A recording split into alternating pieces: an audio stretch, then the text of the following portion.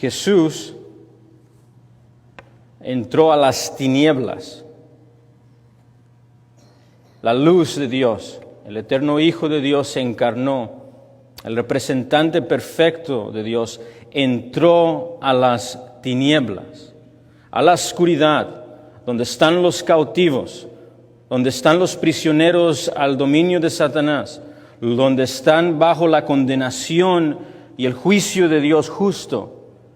Jesús, la luz de Dios, entró en las tinieblas.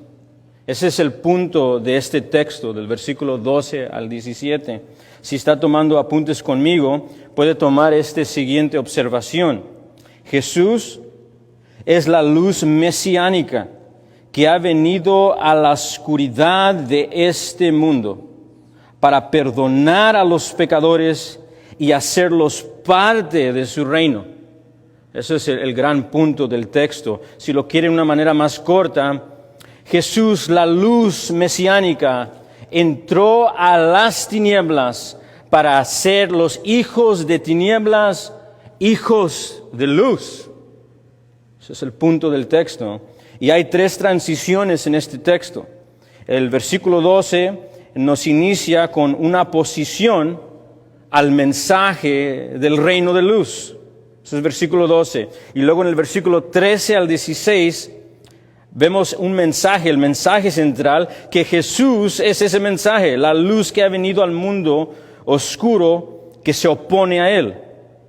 En el versículo 17, Jesús viene y predica y vemos el mensaje, el contenido del mensaje de luz. Y esto es importante, iglesia, porque este versículo 17 es el contenido que Dios le ha dado mediante su Hijo a la iglesia, para que los que están en tinieblas salgan de las tinieblas a la luz admirable de Jesús. Aquí está el mensaje.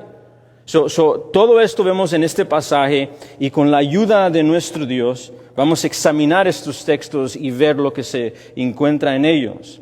El primero, el versículo 12, si pudiéramos ponerle un título, sería la oposición al reino, o la oposición de la oscuridad al reino de luz, o la oposición al mensajero del Mesías. Aquí vemos el precursor. Leamos el versículo 12. Pongamos ojos en el texto, por favor.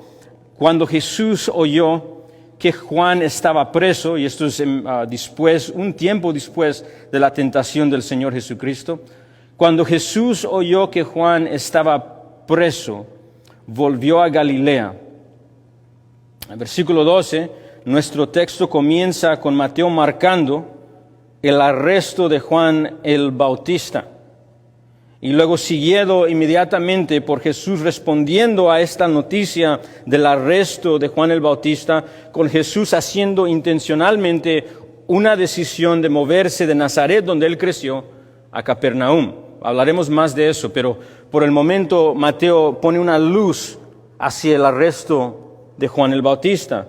Recordemos quién es Juan el Bautista, porque Mateo ya nos introdujo a él y no se está olvidando de él, lo está trayendo de nuevo, está conectado con lo que ya nos enseñó en el capítulo 3. Juan el Bautista se conoce como el Bautista con uno de los propósitos de no confundir a Juan el Bautista con el otro Juan en la Biblia. Hay varios, y el más famoso es Juan el discípulo, quien escribió Juan, Primera de Juan, Tercera de Juan y el libro de Apocalipsis. Este Juan el Bautista no es él. Este es otro, este es Juan el Bautista, el que se conoce como el precursor del Mesías. Cuando piensen en Juan el Bautista, es muy importante que lo asociemos siempre como el precursor del Cristo, el que viene antes de Cristo para preparar el camino de Cristo. Esa es la misión de Juan el Bautista. Cuando vimos hace unas semanas atrás, en Mateo capítulo 3, Mateo nos introdujo a Juan como la voz del desierto de Isaías 40. 700 años antes del nacimiento de Jesús y el nacimiento de Juan el Bautista, se profetizó por Isaías que antes que llegara el Mesías de Dios, el Rey de Yahweh, iba a venir un precursor para preparar la llegada del Mesías. Ese precursor se conoce como la voz en el desierto. Y ese precursor es Juan el Bautista. Cuando estaba en el ejército, me recuerdo que cuando el teniente coronel Lafredo, el comandante del batallón, venía a dirigirse al batallón una vez a la semana. Estoy seguro que Emanuel y Alba tal vez se recuerdan. Al fin de la semana venía el coronel a dirigirse a todo el batallón. Y el coronel Lafredo era uno de los oficiales, uno de ellos, más alto en rango en el batallón. Y me recuerdo que siempre que venía a dirigirse al batallón, siempre, sin falta, cada vez antes de que él viniera a dirigirse, siempre venía un soldado de menor rango que venía a prepararnos para su venida. Venía cada vez antes de él y se dirigía a nosotros, el de menor rango, y en voz alta anunciaba: batallón, atención. Y de repente todos los soldados, absolutamente todos, incluso el sargento mayor que estaba encargado de nosotros, escuchabas todas las manos pegando a sus lados, poniendo sus ojos adelante para recibir apropiadamente a la autoridad y el soberano que estaba entrando. El soldado que venía antes del coronel no era el más importante, obviamente eso se entendía. Él solo venía a preparar para el punto, la autoridad que venía. Eso es un precursor. Juan el Bautista es un precursor. Y él viene para llamar atención al pueblo de Israel, llamándolos atención porque viene el gobierno de Dios, el reino de Dios, y viene a anunciar que el Mesías está por venir. Y Juan se asegura, quiere que estemos 100% seguros que Él no es el punto. No vengan a Él, vengan al que viene después de Él. Él es el que es de menor rango. Mateo 3:11, Él dijo que Juan, hablando de Él mismo, ni siquiera es digno de tocar las sandalias del Mesías. Él solo bautiza en agua, pero el que viene después de Él es mayor, superior, más poderoso que Él. Él hará lo que las aguas no podrán hacer. Él los hará parte de su reino. Y ese es Juan el Bautista. Juan vino en el desierto antes de Jesús con un mensaje. El mensaje de preparar y llamar al pueblo a arrepentimiento, abandono de todas las cosas, en luz del reino y el gobierno de Dios que toca a la tierra, y prepararse para el que viene después de Él, Jesús. Jesús de Nazaret, que vino a rescatar, a perdonar, a restaurar y a hacer al que está en la oscuridad parte de las tinieblas. Ese es Juan el Bautista. Así que cuando vemos en el versículo 12, estamos escuchando la voz en el desierto que predica el mensaje y algo ha sucedido con él. Eso es lo que estamos escuchando en el versículo 12. Leamos de nuevo. Dice que Jesús oyó que Juan fue tomado preso, fue encarcelado, fue tomado en custodia, fue arrestado. Le pusieron esposas en las manos y lo llevaron a la cárcel y lo pusieron en una celda, por decirlo así, y lo pararon. Si vamos a Mateo 14, hágame un favor, deje un marcador porque vamos a regresar a 4. Pero vaya a Mateo 14, escuchamos por qué arrestaron a Juan. En Mateo capítulo 14, en el versículo 3, dice que Herodes, este no es Herodes el que vimos en el capítulo 2, este es uno de los hijos de Herodes. Recuérdese que el papá Herodes ya falleció y él mismo se oponió en contra del Mesías. Pero dice que después que fue arrestado, ¿por qué fue arrestado Juan el Bautista? Dice que Herodes había prendido a Juan, este es Juan el Bautista, y le había encadenado y metido en la cárcel, y aquí dice el razonamiento, por causa de Herodías, este es un nombre femenino, Herodías, mujer de Felipe, su hermano. Versículo 3 del capítulo 14 se nos dice exactamente por qué arrestaron a Juan el Bautista. Y aunque hay mucho que decir aquí, en breve, un sumario, Herodes se había casado con la esposa, la mujer de su hermano Felipe.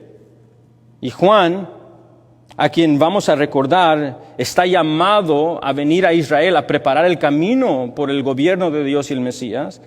Y de acuerdo a Mateo 3:2, si usted quiere escuchar cómo se escucha un sermón de Juan, se escucha algo así: arrepentíos, porque viene el gobierno de Dios, el reino de los cielos se ha acercado, viene el juicio y hay rescate, pero se encuentra solo en Jesús, así que abandonen todo y acudan en plena confianza y fe en Jesús que puede salvarlos. Abandonen todo, vengan a Jesús. Se acerca el juicio, la ira viene, la hacha está ya ponida al árbol y se va a echar en un fuego inextinguible. Vengan a Él. Se puede imaginar cómo se escuchó él cuando escuchó acerca de Herodes tomando una esposa que no es de él y casándose con ella, viniendo a decir: Herodes, deja tu pecado, llega el juicio, viene un rey superior y ven a él. Y acuerdo al texto que acabamos de leer, mientras Juan llegaba a este llamado del reino venidero y al arrepentimiento, llamándolo a alejarse de su rebelión antes de que venga el juicio del Mesías, que venga al Cristo prometido, a Jesús, para el perdón de sus pecados, que confiese sus pecados, se bautice y se identifique con otro rey, que se someta. Mateo 14 nos dice que Herodes, y específicamente su nueva esposa, entre comillas, no quiere oír este mensaje del reino de Dios. No quiere escuchar arrepentimiento, no quiere escuchar acerca de rendir una vida al Mesías de Dios, no quiere escuchar de Jesús. Esto es obvio porque lo pone en arresto, y si pone ojos en el versículo 8, capítulo 14, versículo 8, y luego dele un vistazo al versículo 11, nos dice el texto, y se lo voy a leer: y fue traída su cabeza, esta es la cabeza de Juan el Bautista, versículo 11, en un plato, y dada a la muchacha, y ella presentó a su madre. Esta es la hija de Herodías, la segunda esposa de Herodes. ¿Qué es lo que estamos viendo aquí? Si regresamos a Mateo 4, ponga ojos para atrás en el capítulo 4, leamos de nuevo, porque Mateo y el pueblo y su audiencia en quien él escribe originalmente ya saben qué pasó con Juan el Bautista. Ellos esto ya entienden y saben que le cortaron la cabeza a Juan. Así que en el versículo 2 escuchamos que Jesús oyó. Este es el tiempo cuando primero agarraron a Juan, lo arrestaron y lo tomaron por preso. Lo que estamos viendo aquí al leer sobre el arresto de Juan el Bautista es Mateo dándonos el recuerdo de la oposición al mensajero, el precursor de Cristo. Es oposición. Versículo 12, oposición. Versículo 12, rechazo. Versículo 12, hostilidad del mundo oscuro al mensaje del reino. Oposición, rechazo y hostilidad al misericordioso mensaje del Evangelio, de arrepentimiento y perdón de los pecados en el Mesías y el Cristo de Yahweh, quien es Jesús. Oposición, rechazo, hostilidad a Jesucristo. Esto es la idea en el versículo 12. El versículo 12, el texto bíblico nos dice que este mensaje llegó a los oídos de Cristo. El rechazo llega a los oídos de Cristo y escucha que su precursor se acaba de arrestar y Jesús inmediatamente al escuchar esto hace una decisión. Él creció en Nazaret y interesantemente se fue a Nazaret debido a Herodes Sr., cuando buscó la muerte del niño Jesús. Se recuerda, se va él, su papá lo lleva a Nazaret y creció en Nazaret. Y ahora se va a ir de Nazaret, donde fue criado por María y José, y se muda a Capernaum por el mar. Eso es lo que significa cuando dice la ciudad martima, hablando de una ciudad cerca del mar, al lado del mar. El mar de Zabulón y Neftal, norte. Y esta mudanza debe de entenderse, de acuerdo al texto, en luz de lo que sucedió con Juan. Jesús hace esto intencionalmente debido a la noticia que acaba de escuchar de Juan. Esa es la idea. Entonces llega la pregunta: ¿cuál fue el propósito de la mudanza? ¿Por qué hizo esto? Y si está tomando apuntes conmigo, ahí llegamos a los versículos 14 y 16, donde se nos explica. Como muchos comentaristas y estudiantes de la Biblia antes que yo han preguntado al leer este texto, y seguramente usted va a hacer la pregunta, viene la pregunta: ¿por qué Jesús hace este movimiento al enterarse del arresto de su precursor? Inmediatamente al escuchar esto en el versículo 2, hace una movida intencional de Nazaret a Capernaum. ¿Por qué? Algunos observan que Nazaret era un pueblo insignificante, y ya hemos visto esto. Nazaret es un lugar no poblado grandemente, es un lugar insignificante. Incluso escuchamos que Nataniel en San Juan 1 dice que qué bueno ha salido de Nazaret. Eso por lo menos sabemos de Nazaret. Y algunos observan y dicen, pues Nazaret era un pueblo insignificante con una población pequeña, y Galilea es completamente lo contrario. Galilea, en particular Capernaum, es un lugar central y más cerca a Jerusalén y mucho más grande. Y algunos dicen que esto es un énfasis de que Jesús ahora está haciendo su ministerio más público. Yo creo que si usted lee un comentario acerca de esto, todos van a decir esto. Él hace su ministerio público en medio de esto, en esta movida. Y creo que definitivamente esto es algo que está sucediendo aquí. Así que si usted se pregunta por qué se mueve, una razón muy probable, y que parece que es lo que está pasando en el texto, es que él ahora está haciendo su ministerio público. Pero me viene la pregunta esta: ¿por qué está haciendo su ministerio público si acaba de ver la posición fuerte en contra de Juan el Bautista? Entonces llega otra pregunta en eso. ¿Por qué? Todavía está la pregunta en por qué está moviéndose ahí. Otros dicen que Jesús, al ver la hostilidad del reino de Dios con el arresto de Juan, se va para evitar más oposición. Eso es otro punto de vista. Algunos dicen Jesús, al escuchar que Juan fue arrestado, dice, pues no quiero oposición, me voy a ir a otro lugar.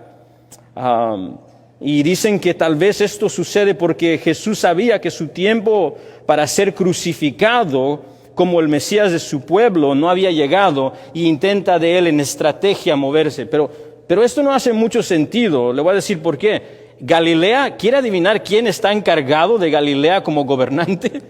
Herodes.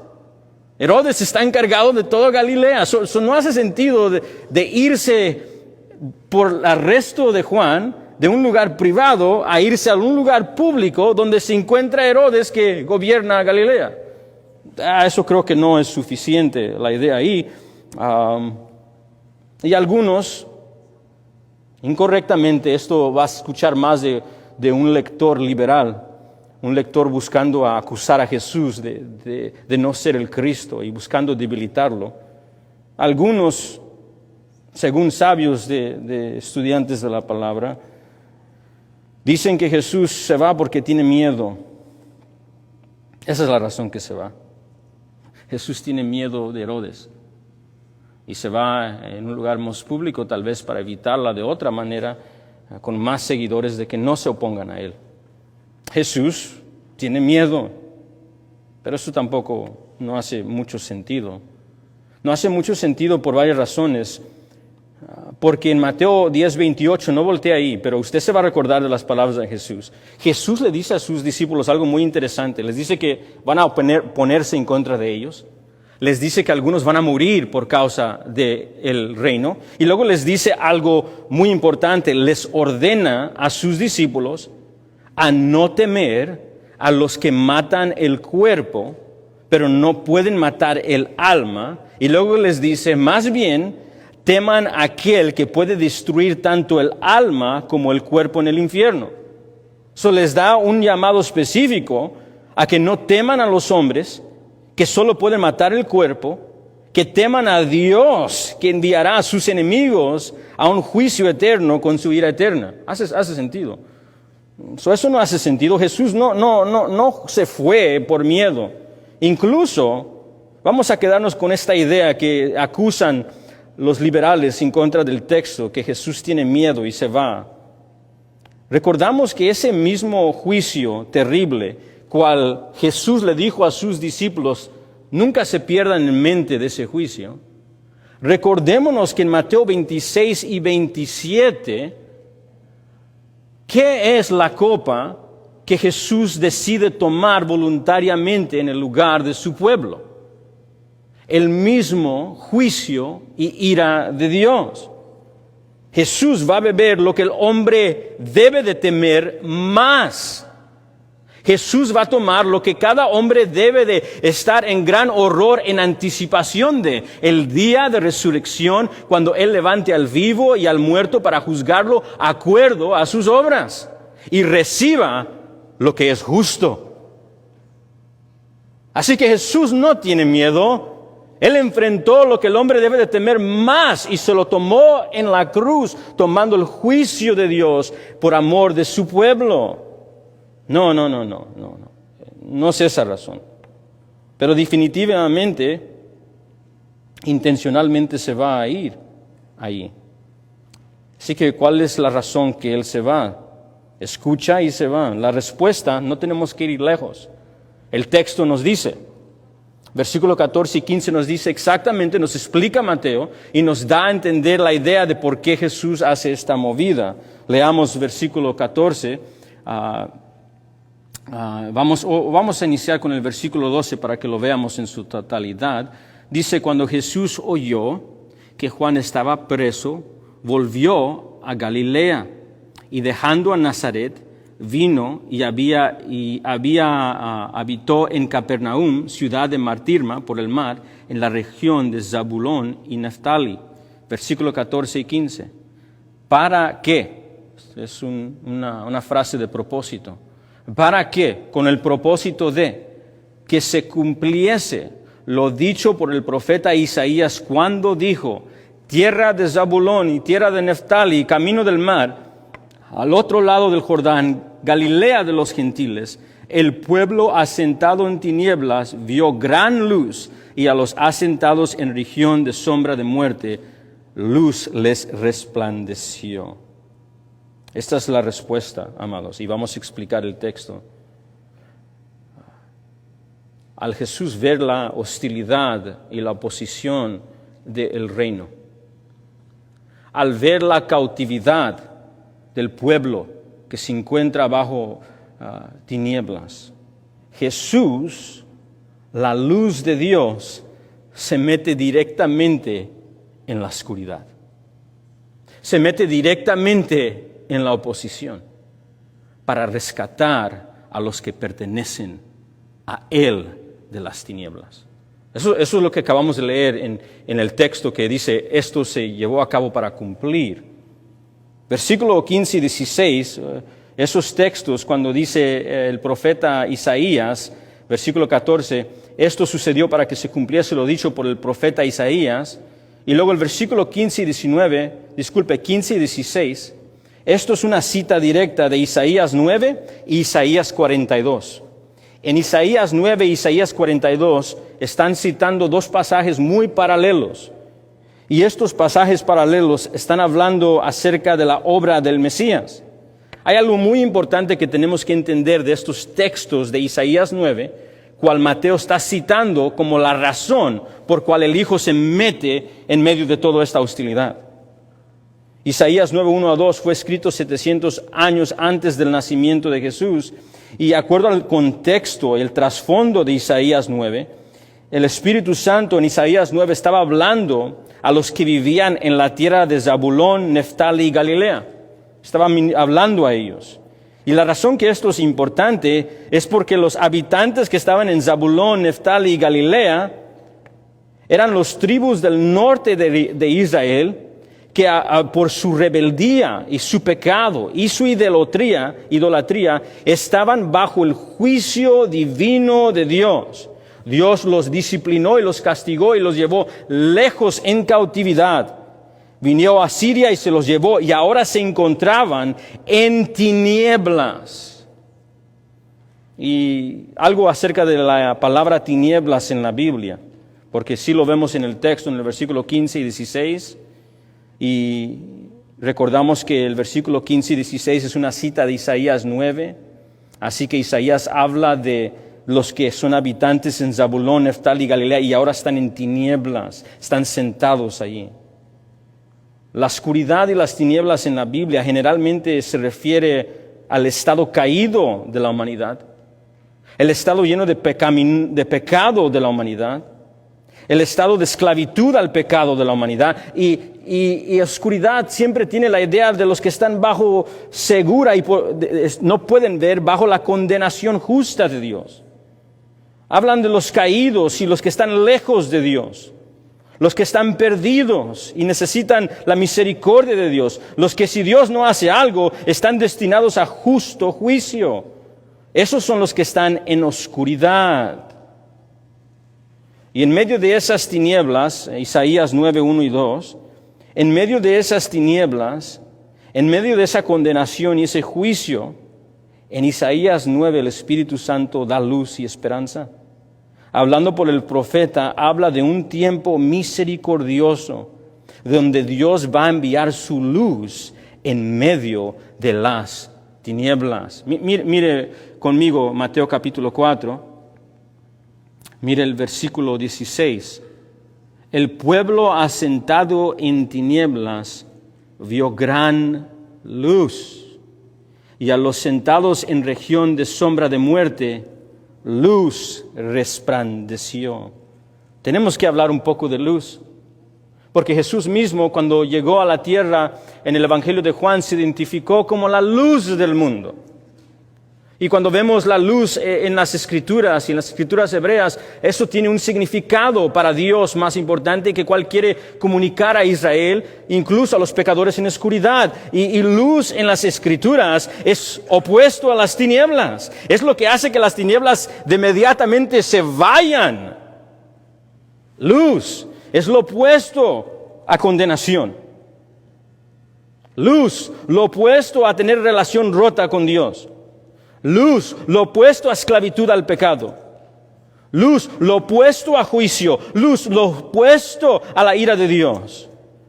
Cuando Dios habla de luz en las Escrituras, habla de su perdón, su reconciliación, la eliminación de las tinieblas, el remuevo de la condenación del pecado y de la esclavitud del pecado. Habla de libertad del cautiverio del pecado. Habla de libertad del reino demoníaco. Habla de perdón, misericordia, justicia y reconciliación. We need light. Los que se encuentran en oscuridad necesitan la luz de Dios. Y en Isaías 9, en Isaías 42, encontramos algo interesante. Lea Isaías capítulo 1 y léalo hasta el capítulo 42. Seguimos viendo de un tiempo donde Dios va a traer esta luz. Y cuando leemos el libro de Isaías, se centran en un siervo. Esa luz va a venir bajo el siervo de Yahweh, dijo Isaías. El que tiene la sabiduría de Yahweh, el Emmanuel, Dios con nosotros, el consolador de Yahweh, el guerrero de Yahweh. Es más, Isaías 42 dice que va a venir la luz a Galilea de los gentiles. Y va a resplandecer la luz sacando de cautividad a los que están cautivos. Y toda esta luz se centra en una persona, y es el Mesías de Yahweh, el Cristo de Yahweh. Me gusta lo que dice un comentarista acerca de Isaías 9, dice lo siguiente: aunque el rechazo del pueblo de confiar en Dios los sumió en la oscuridad y en las tinieblas, de acuerdo a Isaías 9, Dios no está dispuesto a dejarlos ahí, sino que por su gracia les traerá luz. Eso es un buen resumen de Isaías 9. Y esta luz vendrá, acuerdo a las Escrituras hebreas y acuerdo al profeta Isaías, vendrá por la venida del Mesías y vendrá por medio de su gloriosa muerte sustitutiva en su lugar. Isaías 53 nos dice que el siervo y la luz iba a venir en medio de nosotros y el castigo que iba a traernos paz, Isaías 53, 3 al 5, iba a estar sobre él. Iba a venir la luz de Dios en el Cristo de Dios y literalmente Dios iba a habitar con nosotros mediante su Mesías y su Hijo, entrando en la hostilidad, entrando en la oscuridad, entrando en las tinieblas, entrando con los que están condenados, para ir como un general, para un rey guerrero, liberar a los que son suyos de la esclavitud del pecado, del dominio de Satanás y del juicio que viene, y rescatar a su novia y rescatar a su iglesia para la exaltación de su Padre. Iba a venir a perdonar a su iglesia por medio de entrar en la oscuridad y tomar su castigo. Como dice un escritor acerca de Isaías 9 y hablando de cómo nos apunta al Mesías, la venida del Mesías es sinónimo, hablando de las escrituras hebreas, de la venida de la luz para remover las tinieblas de cautiverio. Cuando leemos el Nuevo Testamento y escuchamos Jesús decir, yo soy la luz del mundo. Y cuando escuchamos aquí que Mateo dice, la razón que Jesús deja su lugar, escucha de la oposición y se va directamente ahí, es porque Él es la luz que llega a perdonar a los que se encuentran en tinieblas. ¿Por qué Jesús está haciendo este movimiento?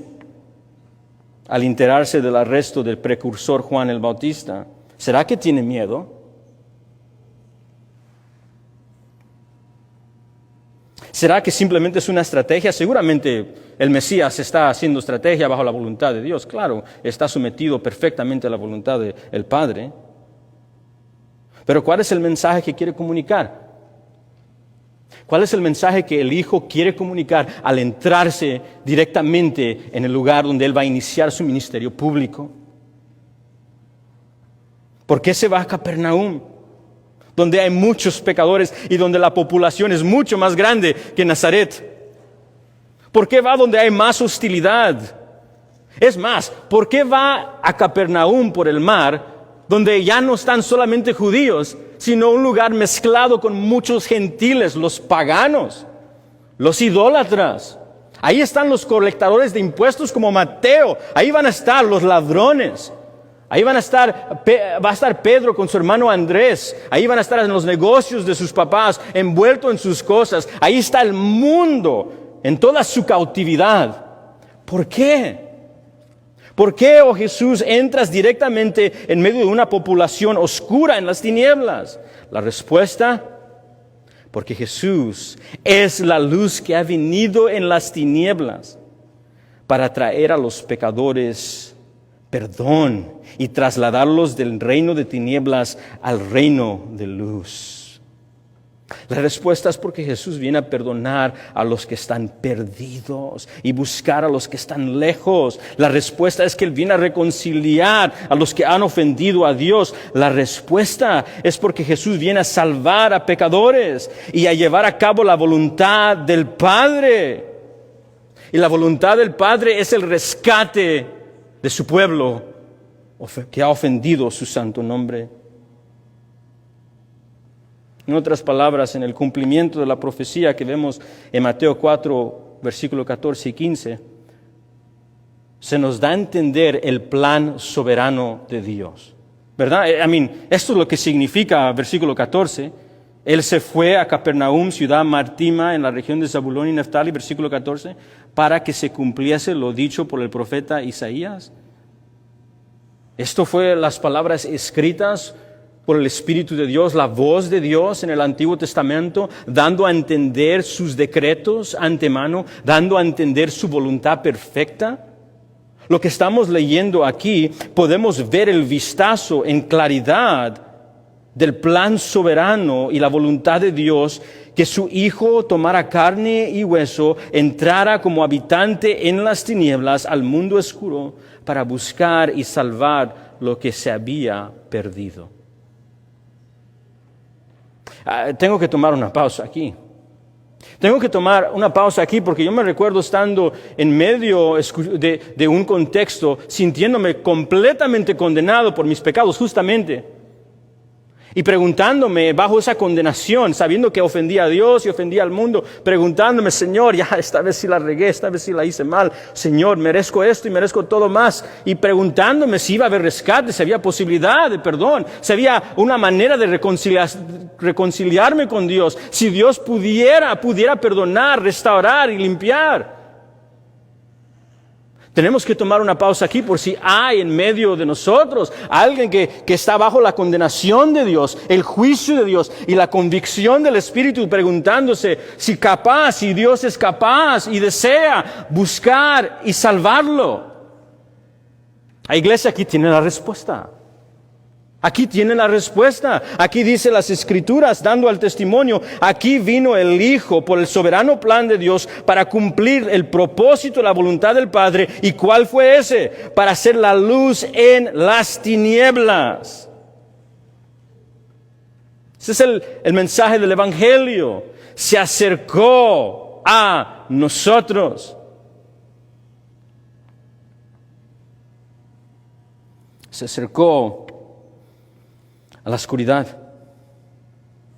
Y esto nos lleva al mensaje que rescata a los que se encuentran en la oscuridad. Así que aquí es donde nosotros nos ponemos atención para escuchar este mensaje del Cristo que saca y traslada y transforma a los que se encuentran en tinieblas. El versículo 17 lo invito a leer inmediatamente de esto, después de citar Isaías 9 en el versículo 14 y 15, y el 16, versículo 17, dice, desde entonces, es decir, cuando movió a Capernaum y cumplió esta profecía, desde entonces comenzó Jesús a predicar, a pregonar en voz alta, a anunciar y a decir, arrepentíos, porque el reino de los cielos se ha acercado. Este es el mensaje de la luz. Anotemos cuidadosamente que este versículo, hay mucho que tomar una pausa aquí. Ya hemos escuchado este mensaje anteriormente, y este, amado hermano mío, es el mensaje de salvación. Este es el mensaje por cual decapitaron a Juan el Bautista.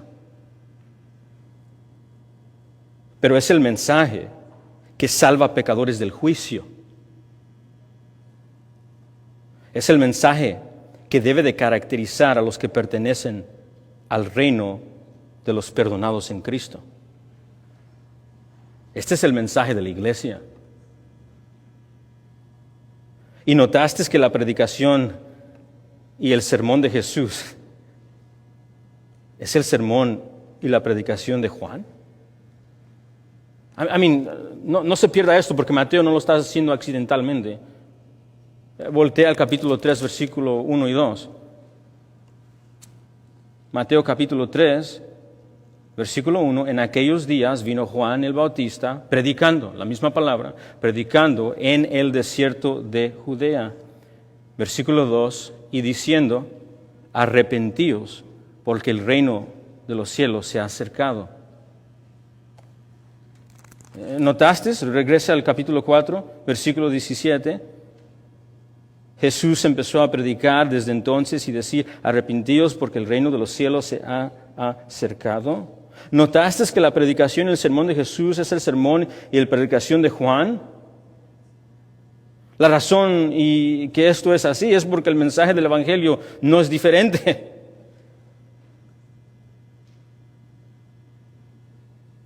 Sí, es el mensaje que va a decapitar la cabeza de los santos. Pero es el mensaje que Dios usa para salvar a los que están en oscuridad. Este es el mensaje de la iglesia. Así que tenemos que poner ojos en este mensaje. ¿Cuál es este mensaje? No lo vamos a complicar. El mensaje es esto. O vamos a elaborarlo, pero es este. Abandonen todo para el único rescate que Dios ha provisto. Jesús. Ese es el mensaje. Abandonen todo y confíen totalmente en el único rescate que Dios ha provisto para los que están en tinieblas, y es Jesús. message. Con esto en mente, note conmigo que el mensaje de Jesús es un llamado a arrepentimiento. ¿Sí ve eso en el texto? Jesús, el Maestro, el Juez, el Mesías, nuestro Señor, su Señor, su primer mensaje es arrepentimiento. Así que el Evangelio no se puede excluir de arrepentimiento. La palabra arrepentimiento significa alejarse del pecado y de la idolatría y volverse al Cristo de Dios en total confianza y lealtad. Eso es un buen resumen. Abandonar todo lo que nos detiene de Jesús, nuestros pecados, nuestro señorío, nuestra autonomía, todo. Y voltearnos hacia Jesús en confianza y fe. La palabra en su lenguaje original literalmente significa cambiar la mente, pero no es como nosotros acostumbramos a hablar de un cambio de mente. Nosotros nos cambiamos la mente aquí, nos cambiamos la mente acá, vamos a comer aquí, cambiamos, vamos a comer allá, muy rápidamente. Eso no es la idea aquí. Cambio de mente, la idea hebrea, desde las escrituras hebreas en el Antiguo Testamento, tiene la idea de un cambio total de propósito. Es un cambio de propósito. Estás yendo en I-5 South, paras de irte en I-5 South, ahora tu vida es I-5 North. Un cambio de propósito. Arrepentimiento significa ser convertido, cambiar el propósito de uno. Y en particular en el mensaje del Evangelio que estamos escuchando de la boca de nuestro Maestro y el Mesías, se refiere a alejarnos de nuestro corazón pecaminoso y los deseos de la carne y buscar un deseo superior. Significa el abandono de autonomía propia, cual nos lleva a perdición, y buscar el señorío de Jesús. Se refiere al abandono, el dejar totalmente el propósito de seguir en nuestra rebeldía, rechazando el gobierno de Dios y la voluntad de Dios en nuestras vidas, en su Mesías. Y volteándonos a la buena voluntad y perfecta voluntad del Padre en su amado Hijo Jesús, el Salvador que nos salva de la ira venidera. Arrepentimiento significa el abandono del camino del infierno al camino de vida eterna en Jesús. El abandono al mundo donde estamos destinados justamente a juicio, a reconciliación en Jesús. El amado Dr. R.C. Sproul resume muy bien lo que la Biblia quiere decir cuando habla del arrepentimiento. El arrepentimiento expresa tristeza por las formas en que hemos ofendido a Dios. Pero también es mucho más que eso. El arrepentimiento es un cambio de mente y de acciones en el que dejamos de aprobar la maldad y la justificación del mal comportamiento. Es ante todo una reorientación decisiva de que uno abandona el seguir de su propia vida y ahora se voltea a seguir al Señor. Arrepentimiento. Alejarnos de nuestro corazón pecaminoso, autónomo y rebelde que rechaza el gobierno de Dios en su Cristo, reconociendo nuestras ofensas ante Dios, siendo quebrantadas por ellas y corriendo hacia el rescate que Dios ha provisto en su Hijo, volviéndonos en fe a Jesús, abandonando todo para acudir a Jesús, quien nos ama. Arrepentimiento. ¿Y notaste que el arrepentimiento es lo que caracteriza a todos los que están verdaderamente en el reino de Cristo?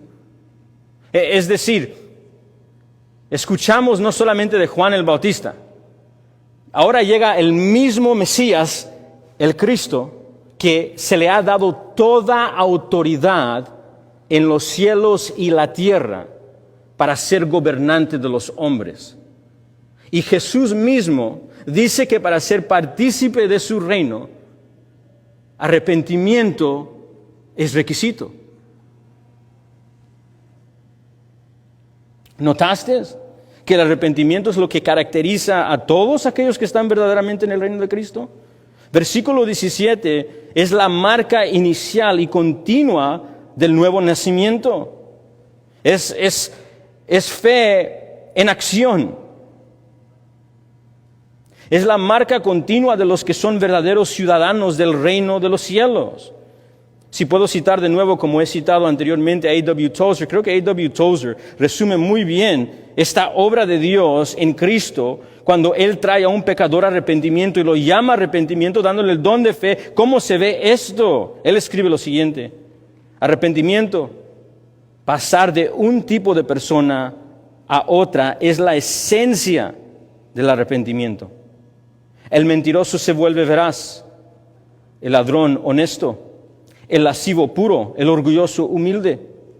Toda la textura moral de la vida se altera.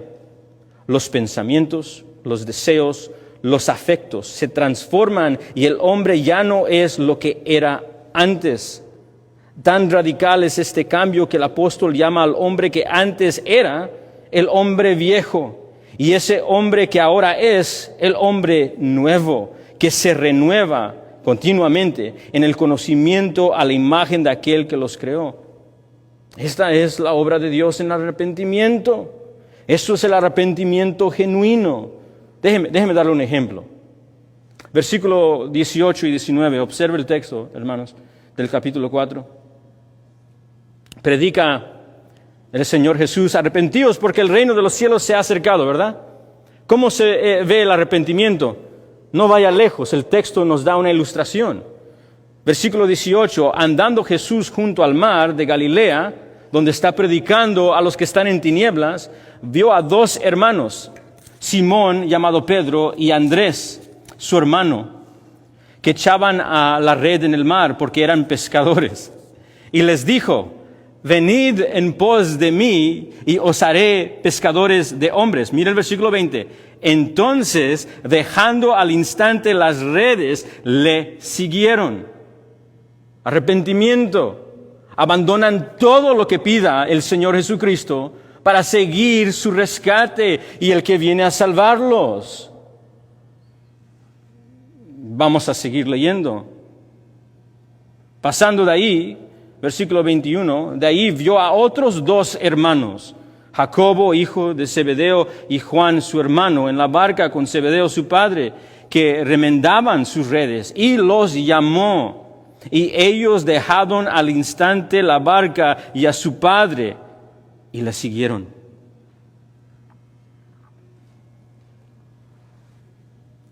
Arrepentimiento. El arrepentimiento no es un fruto y resultado posible de aquellos que verdaderamente son parte de su reino. Es la marca inicial y continua de todos. Recuérdese que estos apóstoles van a seguir fallando, pero es la marca inicial y continua de su vida. Es una vida y un estilo de vida de arrepentimiento. El arrepentimiento no es opcional para la salvación. Es el fruto inmediato de la fe. Es el hermano gemelo de la fe. El arrepentimiento es el don de Dios necesario para la salvación. Y el arrepentimiento y la fe nunca se deben de separar en la Biblia. Ambos trabajan continuamente. Ambos son uno y lo mismo, describiendo la obra del Espíritu Santo. Cuando uno pone confianza en Cristo, automáticamente abandona todo por Él. Y un evangelio sin arrepentimiento no es un evangelio.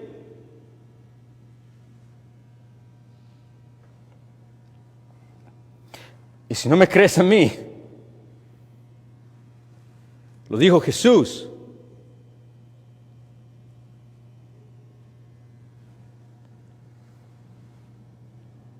Y note, los llama a arrepentirse. ¿De qué? ¿Qué es lo que viene? Que deben de cambiar rápidamente. Tengan en cuenta que Jesús llama a los hombres al arrepentimiento con una advertencia misericordiosa de amor del reino venidero. Eso es lo que dice el texto. Observe el versículo 17. Desde entonces comenzó Jesús a predicar, decir, arrepentíos, y nos dice ¿por qué? ¿Sí ve eso? Porque esa es la razón. Porque el reino de los cielos se ha acercado. Jesús llama a los hombres al arrepentimiento con un motivo y una intención de amor. Lo que escuchamos aquí es advertencia misericordiosa del reino que se está rápidamente acercando. Ya se acercó en Cristo y pronto vamos a ver su plenitud cuando Él regrese a juzgar y el vivo y el muerto. En el versículo 17, lo que debe de venir a nuestra mente inmediatamente es que esto es un aviso misericordioso del reino de los cielos que ha sido inaugurado en la primera venida del Mesías y va a venir pronto en toda su plenitud cuando Él venga a restaurar visiblemente la herencia que le pertenece a Él. Y hermanos, todo le pertenece a Él. Para ver esto tenemos que recordar qué significa el reino de los cielos. El reino de los cielos, aunque hemos hablado que hay un debate aquí para acá, ¿qué significa? No, el reino de los cielos, Mateo nos va a decir qué es el reino de los cielos. Mateo 6:10, no voltee ahí. Cuando Él ora en el Padre Nuestro, dice, venga a tu reino, hágase tu voluntad en la tierra como se hace en los cielos. El reino de los cielos se refiere a el gobierno de Dios visiblemente en la tierra. La voluntad de Dios llevándose a cabo en la tierra. Se refiere al gobierno de Dios en el cielo, aquí en la tierra. Ahora con esto en mente, Cristo está pregonando y diciendo que la inauguración del gobierno de Dios está comenzando en su venida y que está ofreciendo perdón a los rebeldes. El reino viene y hay un problema. El reino de los cielos es la voluntad de Dios perfectamente llevado a cabo en la tierra. Y esto significa que hay un problema en la tierra. Es que la tierra está lleno de hombres, mujeres, niños que hacen exactamente lo contrario a la voluntad de Dios. La tierra está llena de gente que se opone a la voluntad de Dios. La tierra está llena de pecadores y rebeldes que declaran con arrogancia autonomía.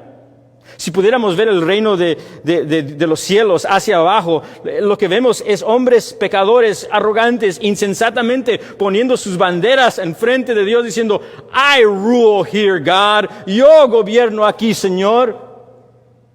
No me vas a decir a mí cómo vivir. El reino de los cielos se acerca y hay un problema extremadamente grande en la tierra, y es que los descendientes de Adán han declarado autonomía en contra de Dios. This is a problem. Esto es un problema porque, de acuerdo a las escrituras hebreas, cuando Dios venga a traer su reino en la tierra, solo va a haber un rey. Y no va a haber ningún autónomo en él. Solo va a haber un rey y no va a existir un rebelde en él. Salmo 2, 8 al 12. Las escrituras hebreas, no voltee ahí. El Salmo 2, 8 al 12, hablando del reino del Mesías, dice lo siguiente. El Padre le dice al Hijo, pídeme y te daré las naciones como herencia tuya y como posesión todos los confines de la tierra. Versículo 9. Acerca del Mesías, tú los quebrantarás. ¿Quién? Los que se oponen al Hijo y su herencia. Tú los quebrantarás con la vara de hierro, los desmenuzarás como vaso de alfarero. Apocalipsis 19, 11 y 16, hablando de ese día en cual el Mesías viene a recibir la herencia y donde viene a establecer el reino pleno del Padre en la tierra mediante el Mesías, el Hijo. Apocalipsis 19, 11 al 16 dice, Juan, vi al cielo abierto y aquí un caballo blanco, el que se le montaba se llamaba Fiel y Verdadero, y con justicia juzga y hace guerra.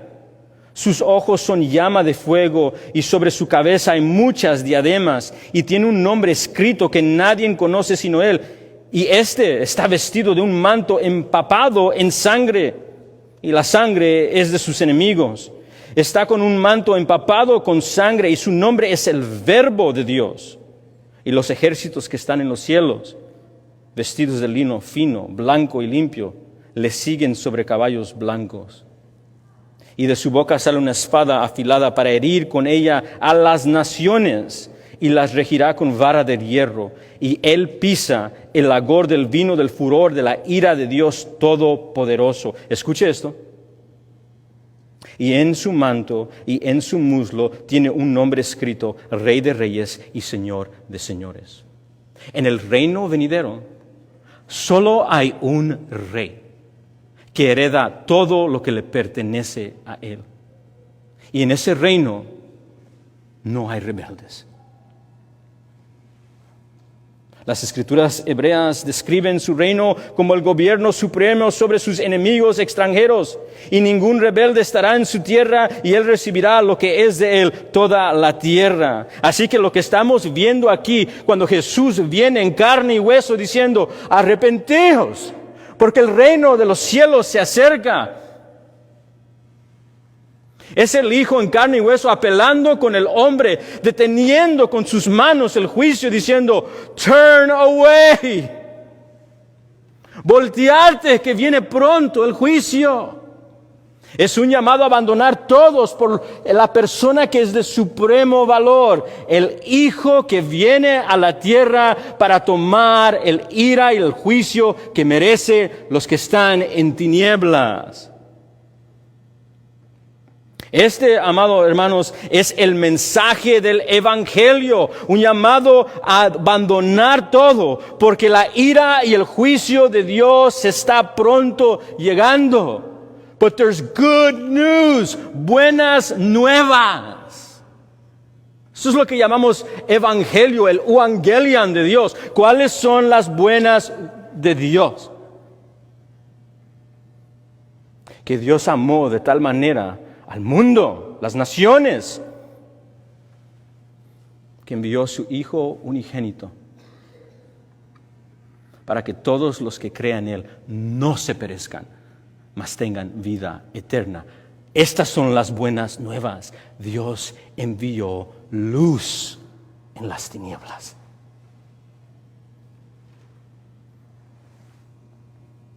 Y no sé si notaste esto. Hay una diferencia entre el mensaje de Juan el Bautista y Jesús. El mensaje es el mismo, pero lo que encontramos diferente es que la persona que está hablando el mensaje es Jesús mismo. En el versículo 17. ¿Sí notó eso? El mismo Rey ha llegado a la tierra y ha advertido a los habitantes de la tierra. El mismo Rey que en Mateo 26, 27 será rechazado por los habitantes de la tierra. Será escupido por los habitantes de la tierra. Será burlado y crucificado por los habitantes de la tierra. El mismo Rey que en el capítulo 26 y 27 tomará el juicio y la ira de su pueblo, está predicando en el versículo 17, llamando al pecador a que venga a Él. Casi puedes escuchar su voz tierna y amorosa, llamando a los que están en las tinieblas, apelando a que se huyan de lo que merecen y que acudan a Jesús y paren de rechazar la gracia de Dios. El Evangelio es un mensaje de perdón misericordioso a los que no lo merecen. Y es un mensaje de perdón misericordioso en Cristo Jesús. Ese es el punto del texto.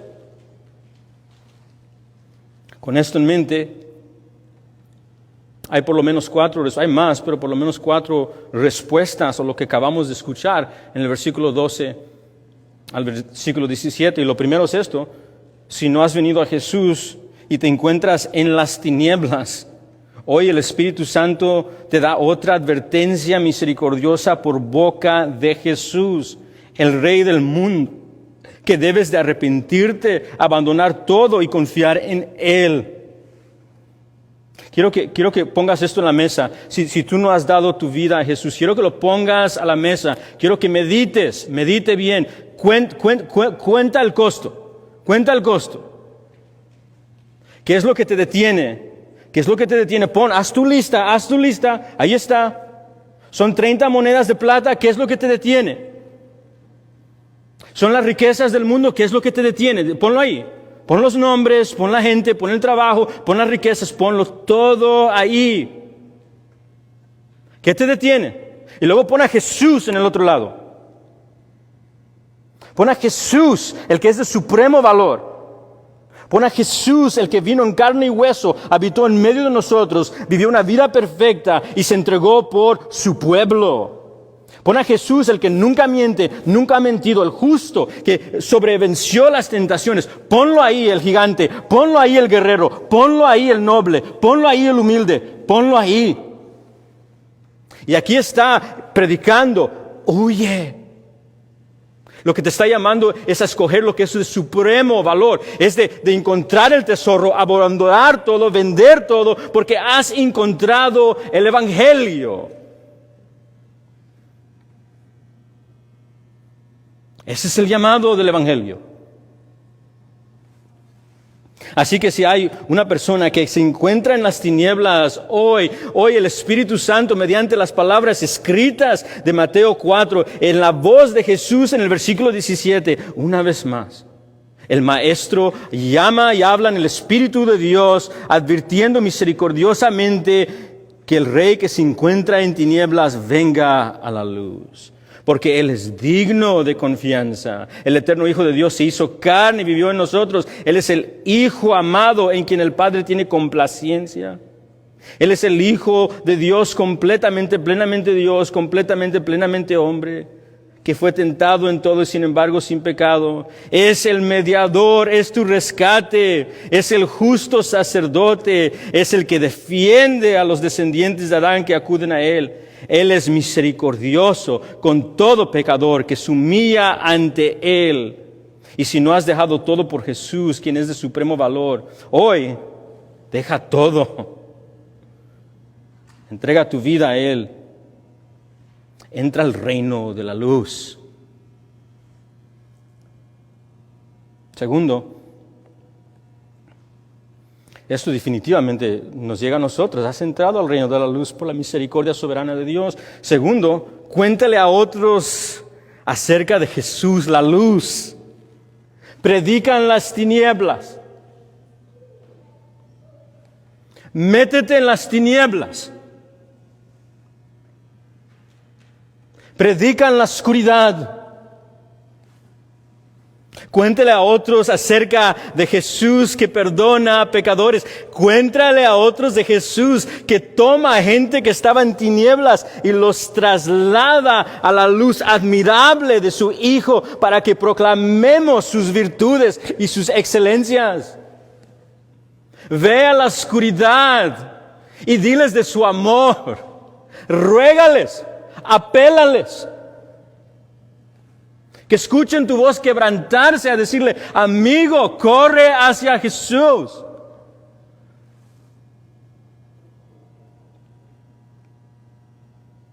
Es más, en el capítulo 5, si Dios permite, estaremos ahí pronto.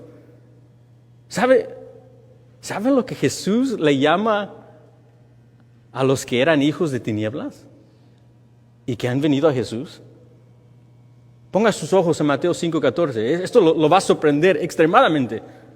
Mateo 5:14. Vosotros sois la luz del mundo. ¿Cristiano? Ponte a pensar. Me recuerdo... Tenía a un amigo muy cercano que cuando estábamos viviendo en las tinieblas, él vio todas mis tinieblas, todas. Es más, lo digo con gran vergüenza, yo lo empujaba a hacer las cosas que yo hacía. Y me recuerdo manipulándolo, ponte, hazlo. Y lo poníamos y me recuerdo cuando el Señor me rescató, dije, ni podía verlo en cara. Y yo me recuerdo hablando con él y dije, pues ¿cómo le voy a decir acerca del Señor? No me va a creer. No va a creer nada de lo que le digo. Va a decir, este hombre yo te conozco. Un hombre feo, un hombre orgulloso. Yo sé.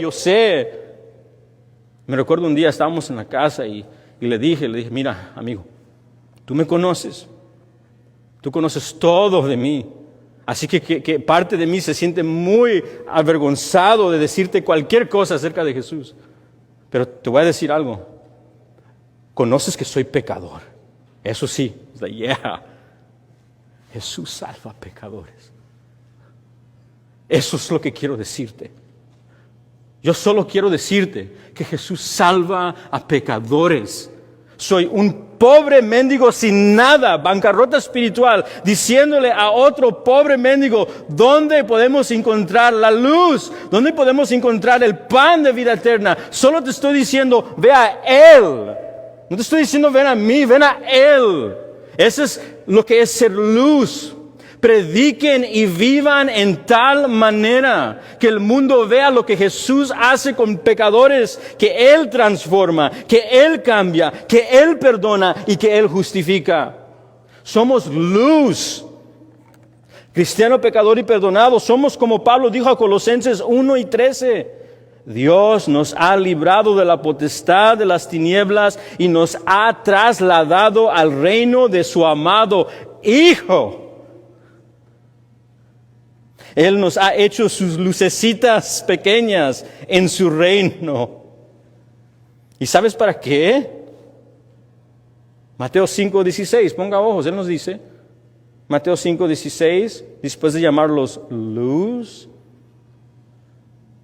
para que vuestra luz alumbre delante de los hombres. Y esta es la idea, los hombres en tinieblas, para que vean vuestras buenas obras y glorifiquen a vuestro Padre que está en los cielos. El mundo en las tinieblas puede ver la luz. Puede verte en el trabajo, no perfecto, sometido. Puede verlo en tu matrimonio. Puede verlo en tu escuela, en tu vecindario. No, vamos a ir más cercano. ¿Tu esposo puede ver la luz? ¿Tu esposa?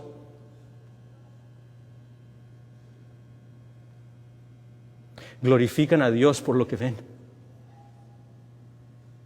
Conocen a Dios por medio de tu vida. Él nos ha hecho luz.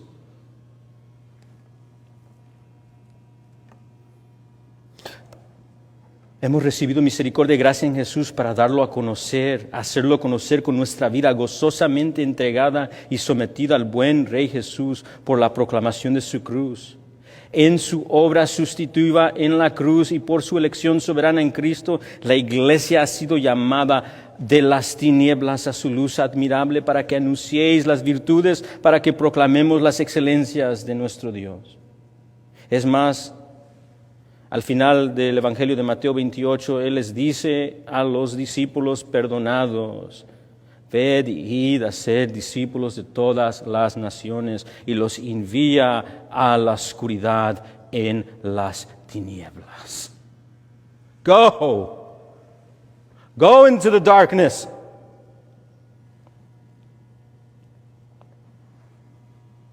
Estar listo esta semana. Estar listo esta semana, porque esta semana vivimos en las tinieblas, aunque no somos de ella. Estar listos esta semana, porque estamos en medio de gente que necesita ser liberada por Cristo de su cautividad. Y Jesucristo vive hoy y sigue librando de la cautividad. Estés listos esta semana, preparados con el Evangelio, llamándolos a abandonar todos por el rescate, quien es Jesús de supremo valor. Estés listos en tu escuela, estés listos en tu vecindario, estés listo con tus parientes y tus familiares, porque Dios está llamando a gente entre las tinieblas. Estés listo. Tercero, mientras estás listo para proclamarlo, estés listo para que te corten la cabeza. Si eres parte del reino, espera posición del reino. Versículo 12, cuando Jesús oyó que Juan estaba preso, Él se entró a las tinieblas. Versículo 12 nos sirve como un recordatorio de lo que sucede a los que pertenecen a Cristo, a los que buscan su gloria y proclaman su reino, lo que seguramente nos espera a nosotros mientras hacemos discípulos. Oposición, rechazo y persecución. El versículo 12 es un anticipo del capítulo 14, donde Juan el Bautista, que está encarcelado, se van a burlar de él. Amados, Jesús dijo acerca de Juan que nadie nacido de los hombres ha sido mejor o más grande que Juan el Bautista. Y ahí está Juan, su cabeza como burla enfrente de la oscuridad. El versículo 12 es una anticipación del capítulo 14 en el que Juan el Bautista le cortarán su cabeza por proclamar el mensaje del Evangelio de Cristo, y la muerte y el rechazo de Juan es un anticipo aún más del arresto de Cristo en el capítulo 16 y 17. El rechazo del Mesías, el Rey de Juan, por de parte de un mundo hostil que odia y rechaza el reino de los cielos, que los llama arrepentimiento. Spurgeon resume bien la hostilidad de un mundo oscuro en las tinieblas cuando dice que nuestro servicio al Señor no nos protege de la prueba, sino que la asegura para nosotros. ¿Cuán cierto es esto? Porque Spurgeon solo está repitiendo lo que ya el Señor Jesús le dijo a sus seguidores. Cuando los mandó en las tinieblas, les dijo: yo os elegí del mundo. Por eso el mundo os aborrece. Acordaos de la palabra que os dije: un siervo no es mayor que su Señor. Si a mí me persiguieron, también os perseguirán a vosotros. Algo que podemos aprender de esto es definitivamente que el rechazo de Juan el Bautista es un recordatorio al rechazo que recibirá su iglesia continuamente. Oh santos preciosos, por medio de la sangre de Cristo Jesús, si ustedes son parte del reino, no se sorprendan cuando el mundo desee nuestras cabezas en platos, porque el mundo odia y aborrece a nuestro Rey. Esta semana, y no solamente esta semana, sino por el resto de su vida terrenal, mientras usted vaya apelando al mundo de las tinieblas, Dios va a rescatar a algunos y se van a regocijar juntamente con los ángeles y van a alabar y van a cantar y van a dar gracias. Pero la mayoría se van a oponer fuertemente y los van a odiar, y muchos santos van a perder sus vidas. Muchos santos tendrán sus cabezas en platos.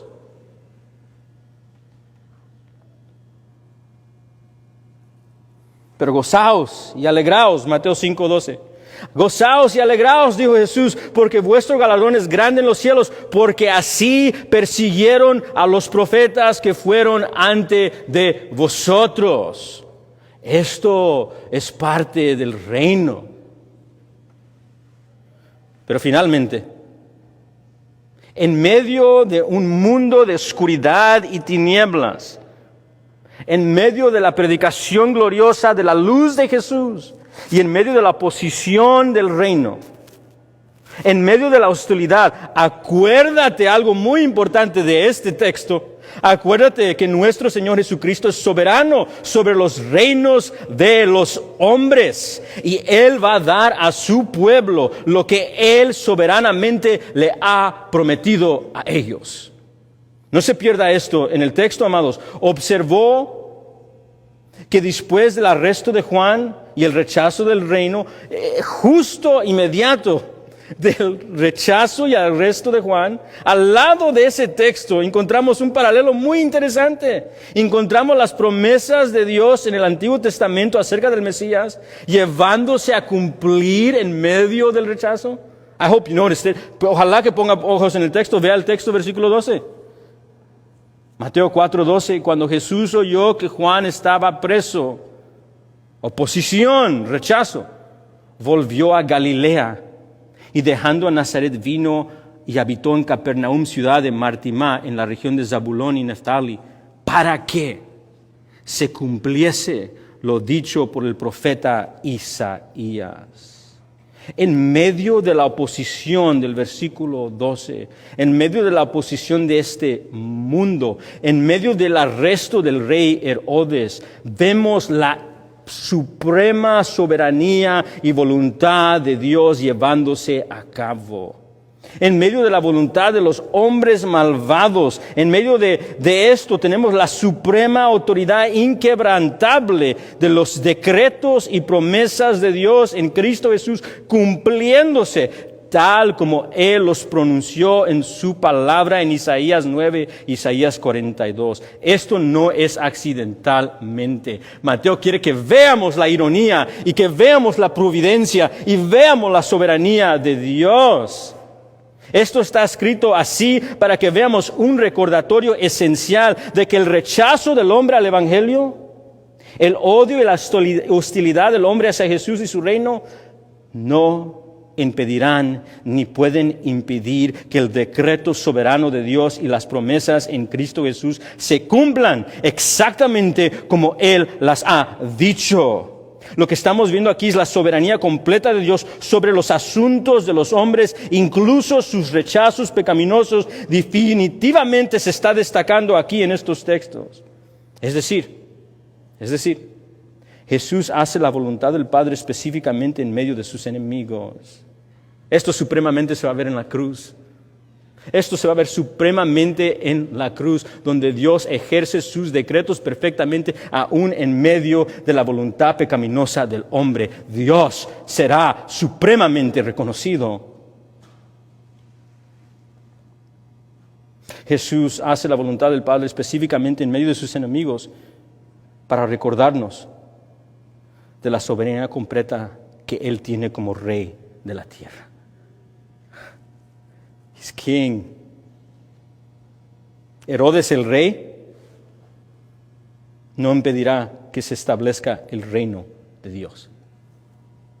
Y Jesús, el Rey, será exaltado.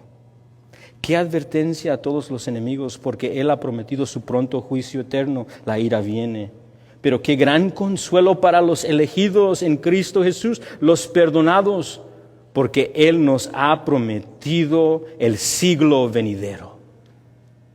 Y se cumplirá todo lo que Él ha decretado en Cristo Jesús. Qué consuelo para los perdonados en Cristo, porque nos ha prometido el reino. Es por eso que en Lucas 12:32 le dice a sus discípulos que viene el juicio y viene el castigo del mundo y viene el rechazo del mundo y van a perder sus vidas. Y luego les dice, pero no temáis, manada pequeña, porque a vuestro Padre le ha placido darles el reino. Eso va a llegar, eso va a ser y es de nosotros. Charles Spurgeon lo pone de una manera muy interesante, hablando de Juan el Bautista y su muerte por decapitación. Dice lo siguiente: el hombre de Dios salió de su prisión solo para ir al paraíso por un repentino golpe de espada. Recibió su corona en el cielo, aunque perdió la cabeza en la tierra. Sí. Vamos esta semana y el resto de nuestra vida terrenal a predicar el glorioso mensaje de luz de nuestro Señor en las tinieblas. Y sí, nos pueden cortar la cabeza y hacernos un espectáculo en las tinieblas de esta era. Pero en medio de un mundo oscuro de hostilidad, cobren ánimo. Acordaos de que nuestro Señor Jesucristo es soberano sobre los reinos de los hombres y dará a su pueblo, a los que soberanamente les ha prometido darle el reino. Lo invito a que oremos juntos.